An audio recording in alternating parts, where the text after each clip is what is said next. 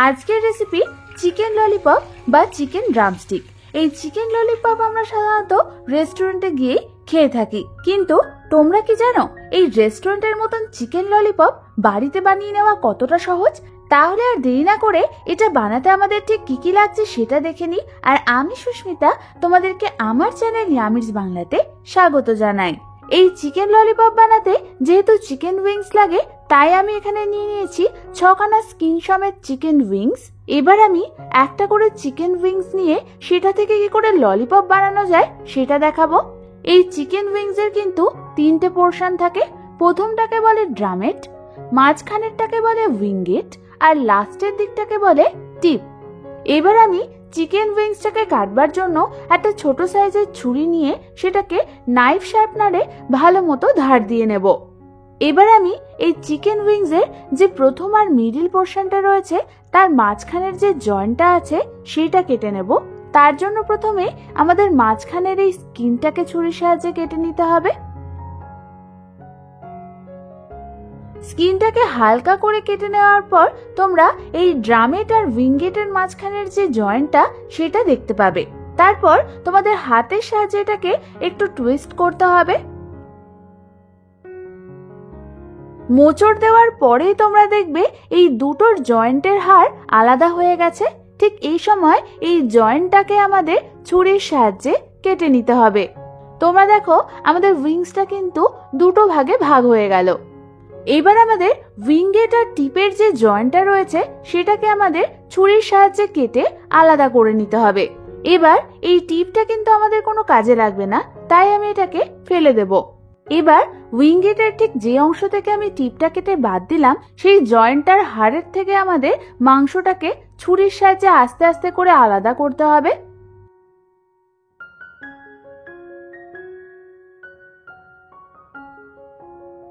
ভালো মতো চারদিকটা কাটা হয়ে গেলে এবার আমাদের ছুরির সাহায্যে ঠিক এইভাবে মাংসটাকে ভালো মতো ছাড়িয়ে নিতে হবে, যাতে ভেতরের দুটো হাড় ভালো মতো বোঝা যায়। আমি তোমাদের ঠিক যে পদ্ধতিতে দেখাচ্ছি তোমরা বাড়িতে ঠিক এই পদ্ধতিতেই করবে। ছুরির সাহায্যে হাড় থেকে মাংস ছাড়িয়ে নেওয়ার পর তোমরা দেখো দুটো হাড় স্পষ্ট বোঝা যাচ্ছে। এবার দুটো হাড়ের মিডিলের যে জয়েন্টটা সেটাও আমাদের ছুরির সাহায্যে এইভাবে কেটে নিতে হবে। হাড় দুটোর মিডিলের জয়েন্ট কাটার পর তোমরা দেখবে একটা হচ্ছে মোটা হাড় আর একটা সরু হাড়। এবার এই সরু হাড়টাকে আমাদের হাতের সাহায্যে এইভাবে টুইস্ট করে বাইরে বার করে নিতে হবে। এই প্রসেসটা কিন্তু খুবই সহজ। হাতের সাহায্যে একটু প্রেসার দিলে এই হাড়টা কিন্তু বেরিয়ে আসবে। এবার যে মোটা হাড়টা পড়ে রইলো সেই মোটা হাড়ের গায়ের মাংসগুলোকে উল্টো দিকে ছুরি চালিয়ে নিচের দিকে এইভাবে আমাদের পুশ করতে হবে। এবার আমি মোটা হাড়টাকে ধরে এই যে মাংসটা রইলো সেটাকে হাতের সাহায্যে নিচের দিকে এইভাবে উল্টে দেব। ভালো মতো মাংসটাকে অপোজিট দিকে এরকম উল্টে নিলেই আমাদের একটা ললিপপের স্টিক রেডি হয়ে যাবে। এবার হলো আর একটা স্টিকের পালা। সেক্ষেত্রে ড্রামেটের যে জয়েন্টের হাড়টা রয়েছে তার গা থেকেও আমাদের ছুরির সাহায্যে মাংসগুলোকে হালকা করে ছাড়িয়ে নিতে হবে। মাংসগুলো জয়েন্টের থেকে ছাড়ানো হয়ে গেলে আবারও আমি একই পদ্ধতিতে ছুরির সাহায্যে হাড়ের থেকে মাংসগুলোকে উল্টো দিকে পুশ করে নিচের দিকে নামাবো। ভালো মতো হাড়ের গা থেকে মাংসগুলো ছাড়ানো হয়ে গেলে আমি আবারও হাড়টাকে ধরে মাংসগুলোকে অপোজিট দিকে উল্টে দেব। ব্যাস, তাহলে কিন্তু আমাদের আরো একটা ললিপপের স্টিক রেডি হয়ে যাবে। ঠিক একইভাবে আমি বাকি ললিপপগুলোকেও বানিয়ে নেব। তোমরা যদি পারো ললিপপ স্টিকগুলো দোকান থেকেও কাটিয়ে আনতে পারো। অনেক দোকানে এগুলো কাটতে পারে না, সেই ক্ষেত্রে আমি এই ললিপপ বানানোর প্রসেসটা তোমাদের দেখিয়ে দিলাম।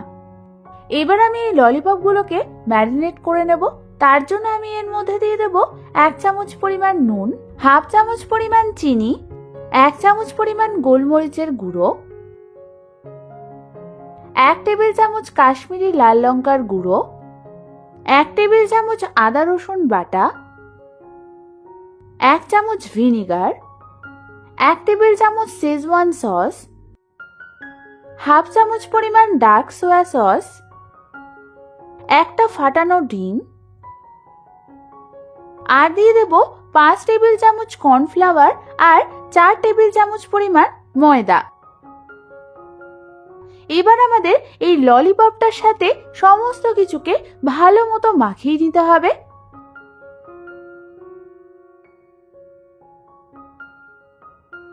ভালো মতো সমস্ত কিছু মাখানো হয়ে গেলে আমি এই চিকেন ললিপপটাকে ম্যারিনেট হতে রেখে দেব কমপক্ষে 1 ঘন্টার জন্য।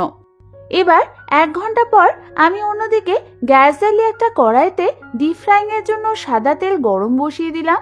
তেলটা ভালো মতো গরম হলে আমি ওর মধ্যে একে একে ম্যারিনেট করে রাখা ললিপপগুলোকে ছেড়ে দেব।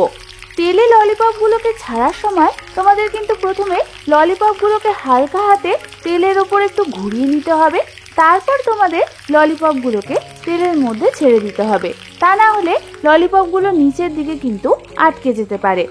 তোমরা দেখো আমি ঠিক যেভাবে করছি তোমাদেরও ঠিক এই পদ্ধতিতে করে নিতে হবে। এবার আমাদের এই ললিপপগুলোকে মিডিয়াম ফ্লেমে ভেজে নিতে হবে প্রায় 6 থেকে 7 মিনিট ধরে। 6 থেকে 7 মিনিট পর তোমরা দেখো আমাদের ললিপপগুলো হালকা ভাজা হয়ে গেছে আর গোল্ডেন ব্রাউন কালার চলে এসেছে। ঠিক এই সময় আমি ললিপপগুলোকে তেল থেকে তুলে একটা অন্য পাত্রে রেখে দেব। এবার ঠিক একই পদ্ধতিতে আমি বাকি ললিপপগুলোকেও ভেজে নেব। ললিপপগুলো সব ভাজা হয়ে গেলে এই ললিপপগুলোকে আমাদের ঠান্ডা হওয়ার জন্য রেখে দিতে হবে প্রায় 10 থেকে 15 মিনিটের জন্য, কারণ এরপর আমাদের এই ললিপপগুলোকে ডবল ফ্রাই করতে হবে।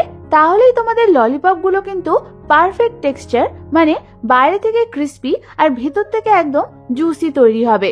এবার 10 থেকে 15 মিনিট পর ললিপপ সার্ভ করবার আগে আমাদের তেলটাকে হাই ফ্লেমে গরম করে নিতে হবে। তেলটা ভালো মতো হাই ফ্লেমে গরম হলে আমি ওর মধ্যে একেবারে 2 থেকে 3টে করে ভেজে নেওয়া ললিপপ ওর মধ্যে ছেড়ে দেব। তারপর ওই ললিপপগুলোকে আমাদের হাই ফ্লেমে 1 থেকে 2 মিনিটের জন্য হালকা হাতে নাড়াচাড়া করে ভেজে নিয়ে তেল থেকে তুলে নিতে হবে। এরপর ঠিক একই পদ্ধতিতে আমাদের বাকি ললিপপগুলোকেও ডবল ফ্রাই করে নিতে হবে। ব্যাস, তাহলেই তৈরি হয়ে যাবে আমাদের একদম রেস্টুরেন্টের মতো স্বাদের, বাইরে থেকে ক্রিস্পি আর ভেতর থেকে একদম জুসি চিকেন ললিপপ।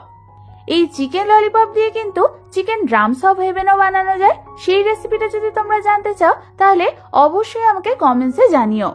এই রেসিপিটা ভালো লাগলে একটা লাইক করে দিও, আর এরকম দারুণ দারুণ রেসিপি পেতে হলে আমার চ্যানেলটাকে অবশ্যই সাবস্ক্রাইব করে নিও। আজ তাহলে এই পর্যন্তই, আমি আবার চলে আসবো তোমাদের কাছে নতুন কোনো রেসিপি নিয়ে।